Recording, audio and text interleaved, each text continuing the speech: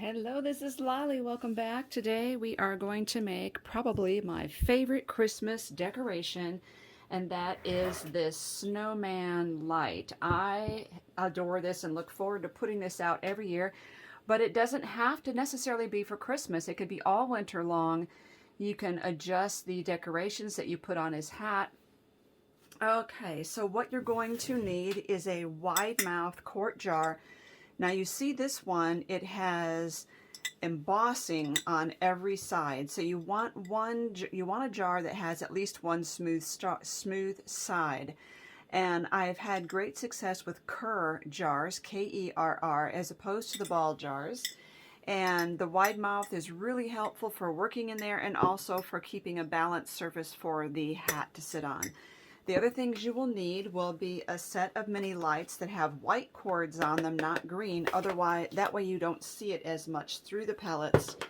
And these, they'll go on sale at Hobby Lobby often, and now is a really good time to get these at Hobby Lobby and Michael's. This is a 35 count. The other thing you will need is a bag of these beanbag fill. It's these little plastic pellets that go in beanbag chairs. This is a 1 pound bag that I got from Amazon. I will give you a link down below to where I got mine. Now they do have these at Hobby Lobby. It's a 6 pound bag for $30.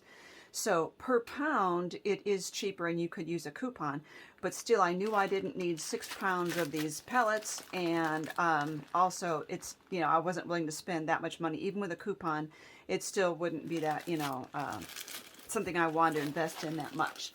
The other thing is, for the decorations, you need a strip of fabric, preferably flannel, because it just really has a nice wintry look. Whatever embellishments you have are lying around the house already. This is a saucer, for your clay pots. This is a clay pot saucer. This is a wood piece that I had on hand, but I'm going to make one out of clay. I made this carrot nose out of clay, and you will need your craft acrylic paints. So let's get started.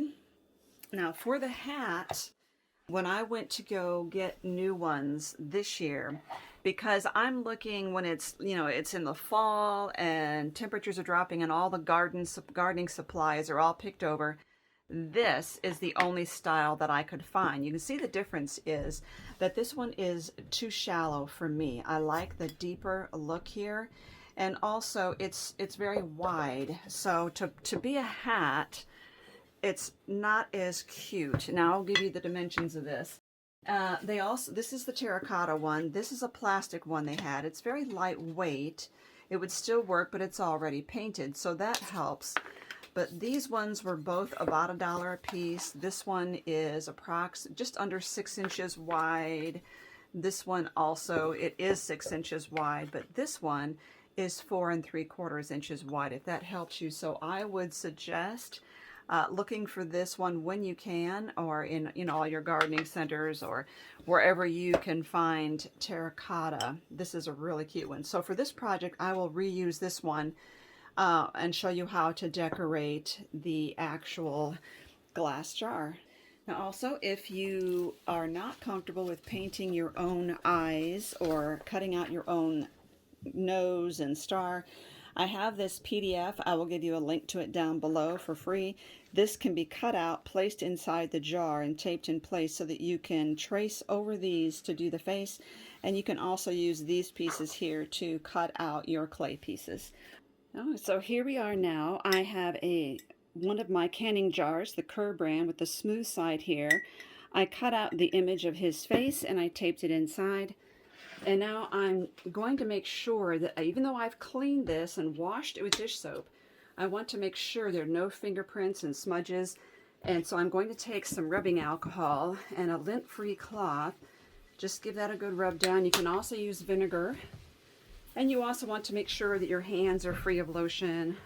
Once we do that, I am going to take my black acrylic paint, and I'm going to do some dot painting on here, and I am using these, which are crochet hooks with the flat back end on them. Now you don't have to use crochet hooks. You can use like a brand new pencil eraser, just to also give this some extra staying power. And I don't need that much paint, by the way, but To give us some extra staying powder, I'm going to mix a little Mod Podge in there to add the glue properties to it. I'm just using a Tonic Studios mixed media spatula here. Okay, let's get this all back into the middle. And I'm doing this, the face first, so that this can really set up and dry overnight without being touched. Now I'm having to aim this toward me because I can't see.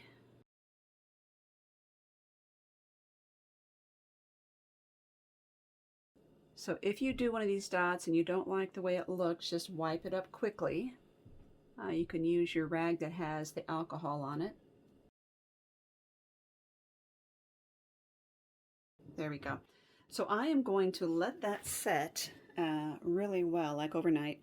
And then while this is doing that, I'm going to work on his nose and the little star here. I'm going to use this modeling clay that's air dry. Okay, so he is dry, and I took the paper out of the inside. Now, isn't he cute? He's already adorable. So with the clay, I went ahead and did something. I added a nose and a star shape here so that you can use those as well for dimensions or a pattern when you are cutting out your clay or your cardstock or whatever you are wanting to use. You could also use craft text for making those as well. So I'm going to trim that down a little bit. Now I'm going to open this. Once you open your air dry clay, you're going to have to really make sure you put it in some kind of airtight system. Let's put this IKEA mat down here. I think it's a drawer liner. I'm not sure what it is. So what I'm going to do with this, for the nose or the carrot, I'm just going to basically hand shape this and hand flatten it. And the reason I think is because, you know, a carrot is not going to be perfectly smooth on the top anyway. It's going to be bumpy, and I think that that will help me to give it more of a carrot feel, you know, if it's not perfectly smooth all over the top. I think I need a little more. Still a little fat. I don't need it that. I don't need it that thick, so I'm thinning it out here. And it's kind of rolled like that. I think that will be perfect. So all we need to do, I'm going to actually just use my craft blade, I think. Let's see how this works. And I'm kind of sawing up and down here. And keep in mind that also a carrot would not be perfectly straight, so it's okay to have the sides bumpy as well. So that doesn't have to be perfect. So you don't have to worry and fret about getting this part here absolutely perfect. I could have cut the carrot nose out first from the paper, and it would cut a lot easier than what I'm doing here, cutting through the paper and the clay at the same time. So lift that up, and again, I'm going for a kind of a rough look on this nose. So I am not trying to get perfectly straight edges. I'm kind of even messing it up now as we speak. I might even just kind of curl it a little bit and use my craft blade to put, I'm using the back of the craft blade here to put some lines in it. You know, like a carrot has little lines across it, right? Like that. Now, in order for this to dry, I'm going to put it up on like a cookie or a baking cooling rack, you know, a wire rack, so it can get even air all the way around it. Now, but for now, I'm just going to set that aside, and I want to talk about the star. So what I'm going to do with this one, I want the edges of this one to be a little better. So I'm going to pre-cut this out before I put it on the clay.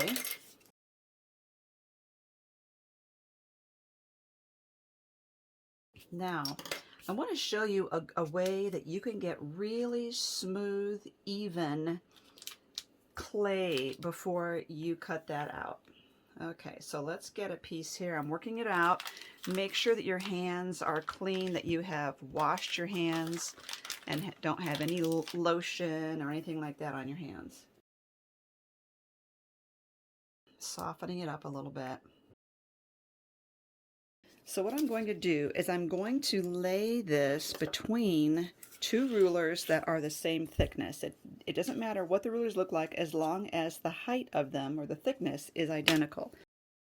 I'm going to lay them next to the clay. I'm going to cover that with parchment paper, and I'm going to roll it with a rolling pin. My goal is when I'm done, the rolling pin should rest on both of the rulers here.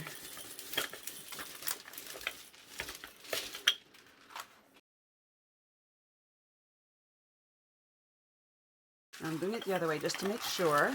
Yep, perfect.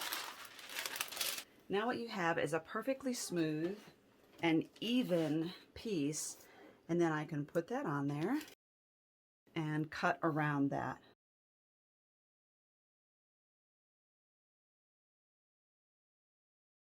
The method of using the rulers also works for using oven bake clays like Sculpey. And that's how I first came up with this idea, was because I wanted to have clay that was so smooth I could stamp on it.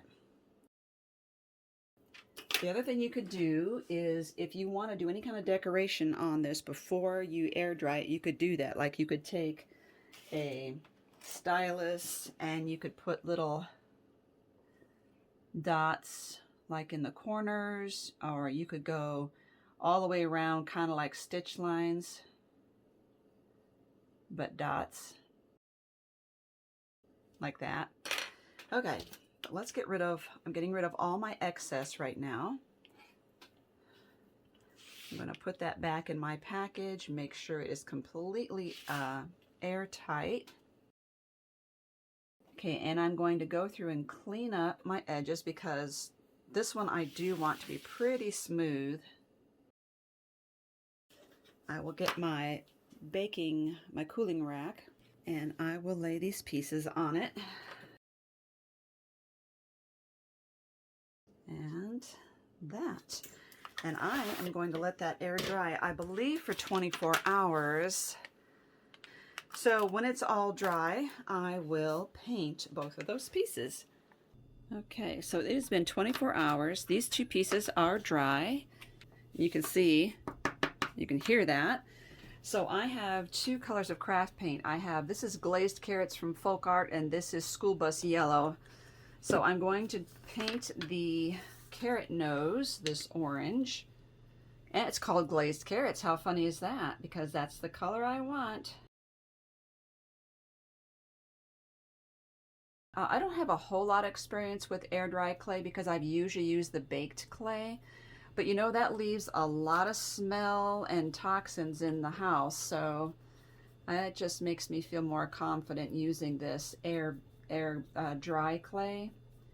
And so I have heard that you should probably seal this when you're all done with some kind of varnish. Okay, so that one's done. And let's use this one. This paint for me, this color for this brand has always been very watery. So I know that I'm going to have to do another coat.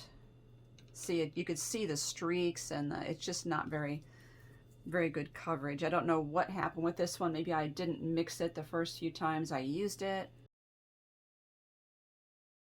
Okay, when this dries, I'm going to come back and get it another coat, possibly 3, and then we will come back and finish this. So one thing about, you know, on my original I wrote "Snow Nice to see you" on the star. You know how hard it is to write on something with a Sharpie or a permanent marker and then mess up. So I would practice on this little the pattern that I gave you and you used to cut this out. I would practice on this and get your wording exactly placed it how you want, so that you're not mismanaging it and running out of room. Okay, let's come back when those are dry. Okay, so these two pieces have been painted. I did end up putting 2 coats on this, and I think 3 here. And I would like to outline this. I'm using a Sharpie because this really helps it to pop on the project. I think I may have to use black paint on this to get in the creases though, because I want to accent the creases in the carrot a little bit. So I'll take a fine brush and get those creases in there.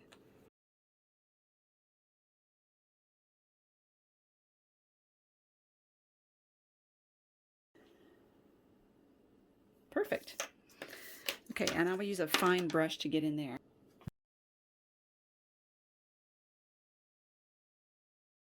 Okay, so I'm going to let those dry and I will give them probably a spray coat of some kind of sealant. And the next thing is I couldn't find any flannel in my stash that I could make a scarf with. So I have this in my stash and I don't want to go out and buy fabric, you know, just for this project. So I cut this 20 inches by 2.5 inches. You can see I pressed it in, and I think I will use Fabri-Tac along here to seal these two ends together, and that will be the inside of the scarf. And I think that'll be all I need to hold that in place. And I may fringe the ends a little bit.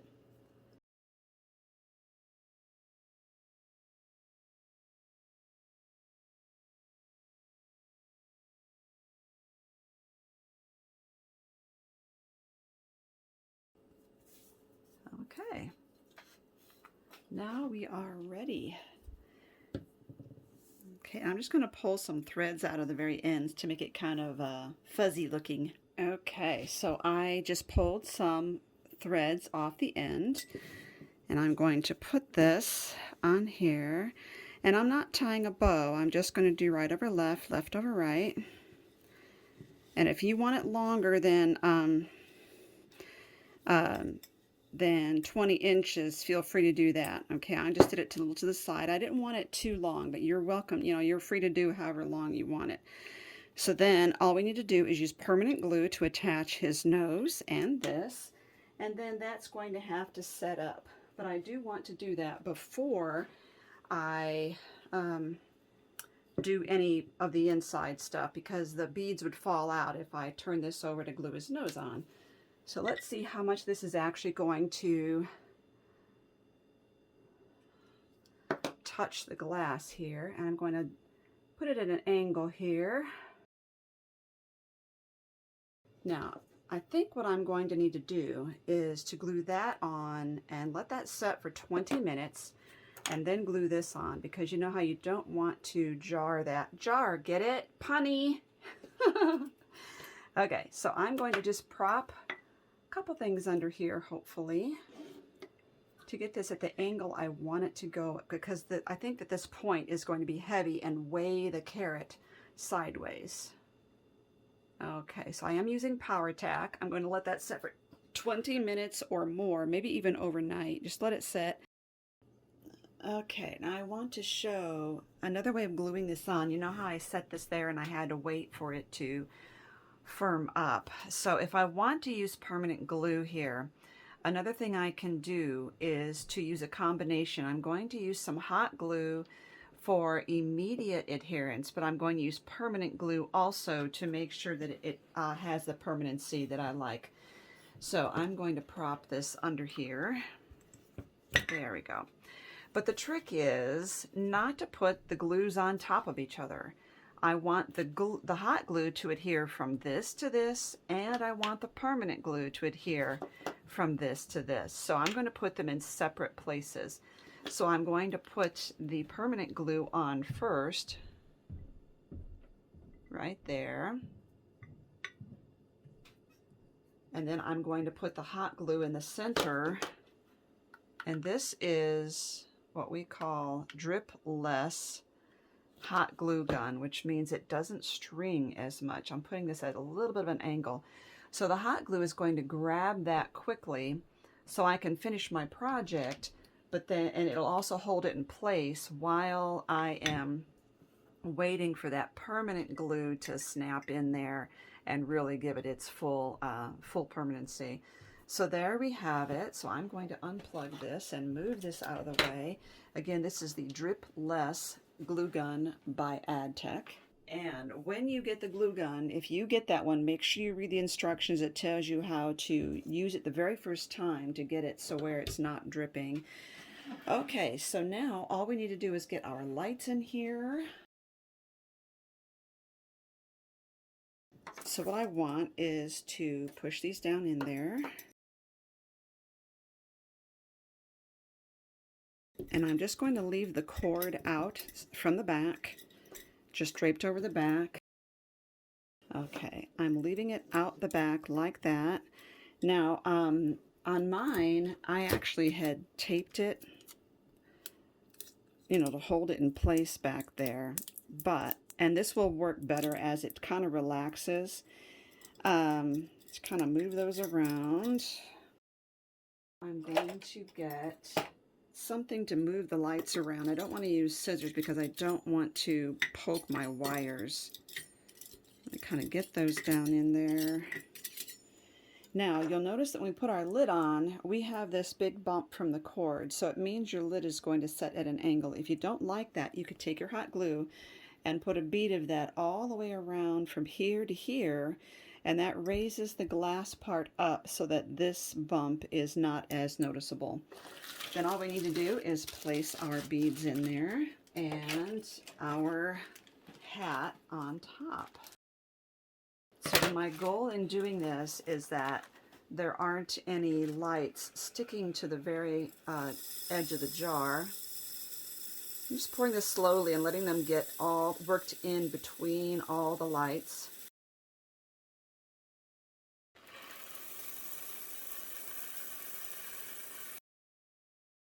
And perfect.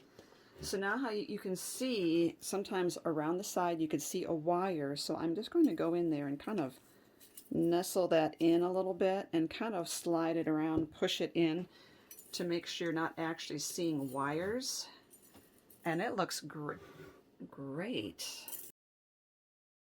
Okay, so all we need is our little jaunty hat and perfection. So he is too cute. Isn't this adorable? I love how there's a really bright light right behind the one eye. So if you don't like where the lights are, again, just place a tool in there and kind of slide it around gently. Move it around. You just don't want to put anything in there that could possibly cut your light strands. So there he is. He's adorable. Thank you for watching, everyone.